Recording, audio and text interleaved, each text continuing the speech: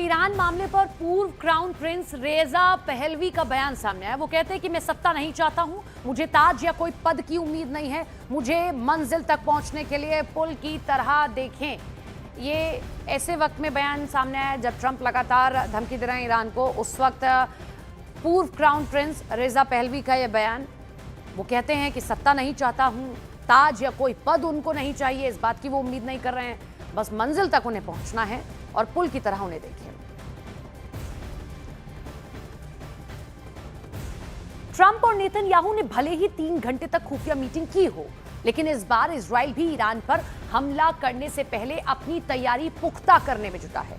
कुछ रिपोर्टर्स ये दावा करते हैं कि ईरान को रौंदने की तैयारी जोर शोर से चल रही है, जिसकी वजह से मिडिल ईस्ट के 20 से ज्यादा देश वॉर जोन में फंस जाएंगे। इधर ईरान ने अपने तेवरों से अमेरिका और इजराइल के होश उड़ाना शुरू कर दिया है।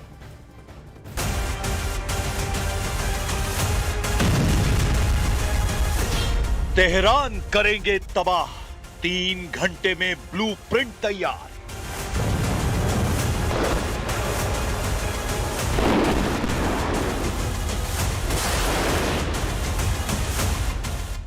तीन घंटे तक चली राष्ट्रपति ट्रंप और प्रधानमंत्री नेतन्याहू की खुफिया मीटिंग ने ईरान के होश उड़ा दिए हैं। दावा किया जा रहा है कि ईरान को पक्का यकीन हो चुका है कि अमेरिका इजराइल के कंधे पर बंदूक रखकर ईरान पर घातक हमला कर सकता है। खबर तो ये तक है कि दुनिया के सामने अमेरिका दिखावा कर रहा है कि वो ईरान पर हमले की जोरदार तैयारियां कर रहा है, लेकिन हकीकत में असली हमला इजराइल की तरफ से करने की तैयारी चल रही है। खबर तो यहां तक है कि इजराइल ने पिछले 45 दिनों से चुपचाप ईरान पर बड़े हमले की तैयारियां कर ली है,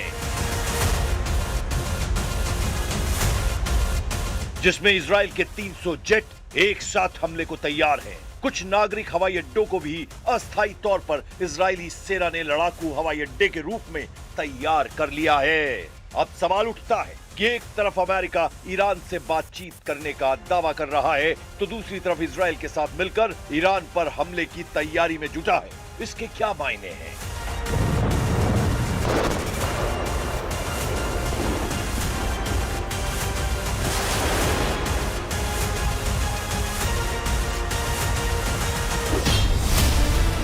ट्रंप बातचीत करते रहेंगे, नेतन्याहू बारूदी हमला करेंगे।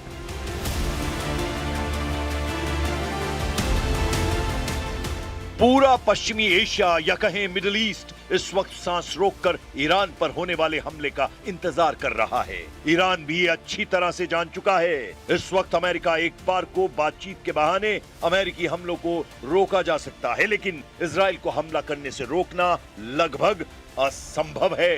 तो ऐसे में सवाल है, इस वक्त जंगी की कौन सी चालें चली जा रही हैं? ईरान को रौंदने की तैयारी, 20 देशों का वॉर प्लान एक्टिव। कुछ विशेषज्ञों के मुताबिक इस वक्त ईरान पर हमले को लेकर फूंक फूंक कर कदम रखे जा रहे हैं। खबर है मीडिया के जरिए अमेरिका और इजराइल दोनों ही ये दिखाने की कोशिश कर रहे हैं कि ईरान पर हमले को लेकर अमेरिका और इजराइल में गंभीर मतभेद है। दावा तो यहां तक किया गया है कि इजराइल के पीएम बेंजामिन नेतन्याहू और डोनाल्ड ट्रंप के बीच 3 घंटे से ज्यादा तक मीटिंग हुई, लेकिन कोई ठोस नतीजा नहीं निकला। दावा किया जा रहा है कि अमेरिका ईरान के सिर्फ परमाणु प्रोग्राम पर ही बातचीत करना चाहता है, जबकि इजराइल का कहना है कि ईरान के परमाणु प्रोग्राम के साथ साथ ईरान की बैलिस्टिक मिसाइलों को भी प्रतिबंधित किया जाए, लेकिन अमेरिका तैयार नहीं है।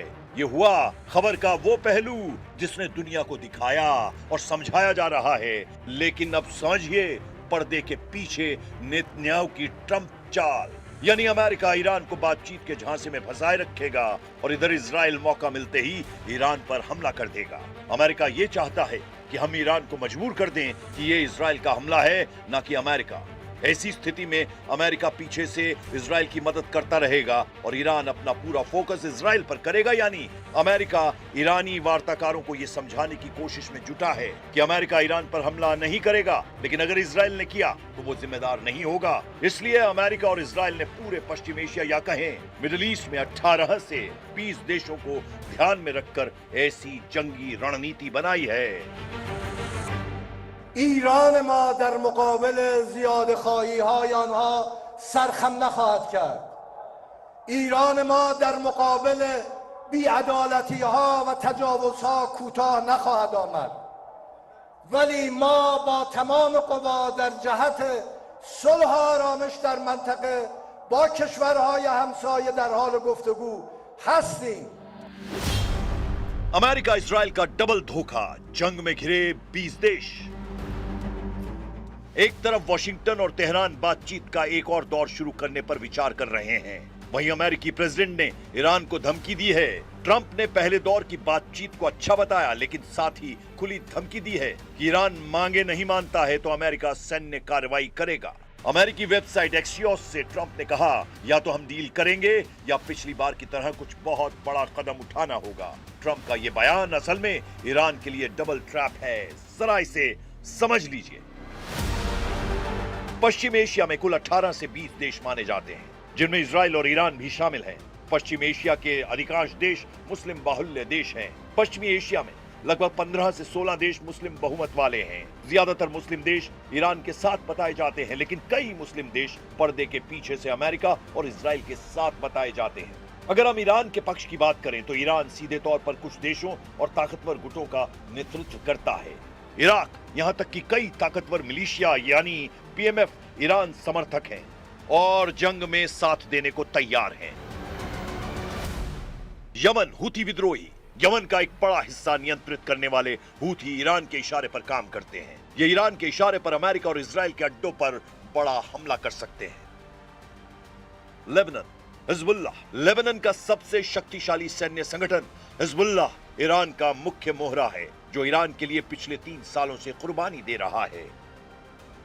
वहीं अगर गैर मुस्लिम देश की बात करें, आर्मेनिया, जॉर्जिया और साइप्रस ये ईसाई बाहुल्य और मुख्य गैर मुस्लिम देश हैं, जिनमें आर्मेनिया ईरान का करीबी बताया जाता है।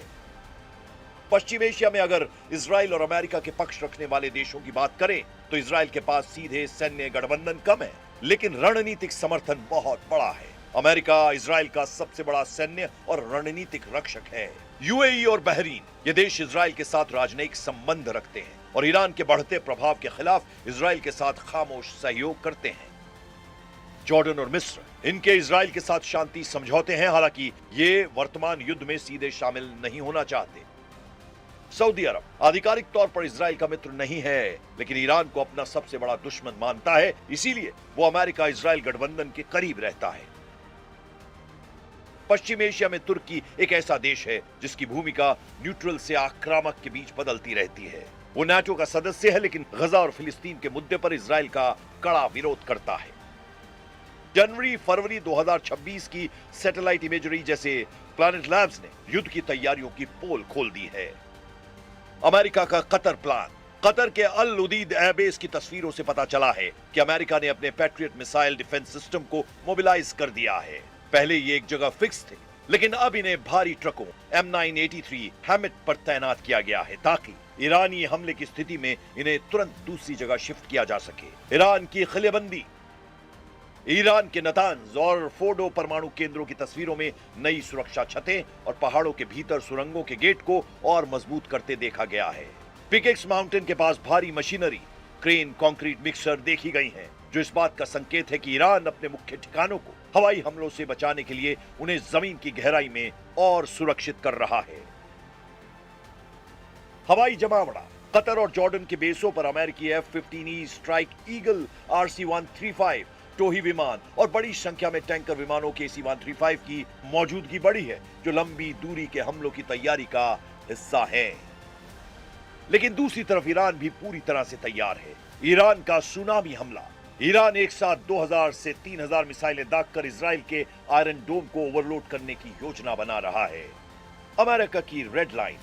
अमेरिका ने स्पष्ट किया है कि यदि ईरान ने 60% से अधिक यूरेनियम संवर्धन किया तो वो सीधा हमला कर देगा।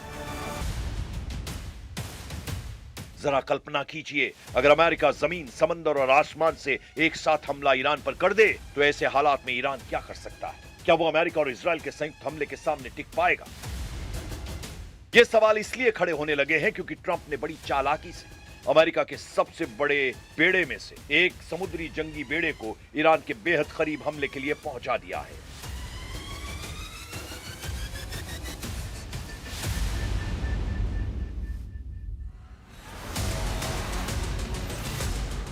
कुछ खबरों में पहले से ही दावा कर दिया गया है कि ईरान इस पर जंग जीतने के लिए नहीं बल्कि दुश्मनों को तबाह करने के लिए आर पार की जंग करेगा। लगभग 3000 बैलिस्टिक मिसाइलें ईरान ने एक ही झटके में हमले के लिए तैयार रखी हैं।